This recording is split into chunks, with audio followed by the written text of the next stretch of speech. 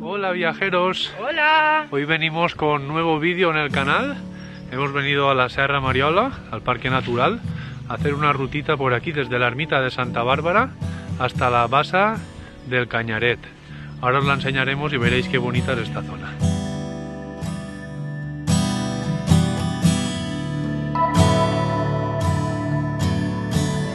Ahí al fondo, como podéis ver, tenemos el precioso pueblo de Bocairent.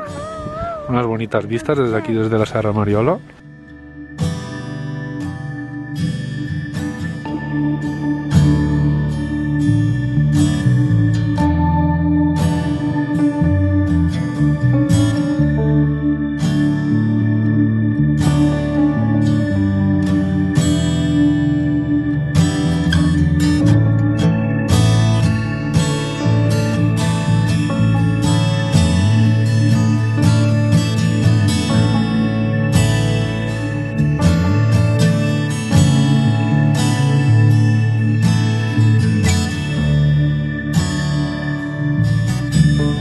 Muy bien, al agua. ¿Vas a tocar el agua tú? ¿Toques tú el agua?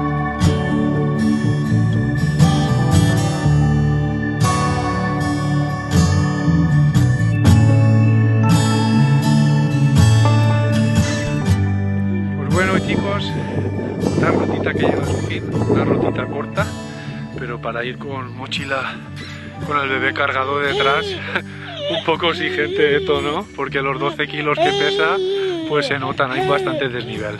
Venga, darnos muchos likes y suscribiros a nuestro canal.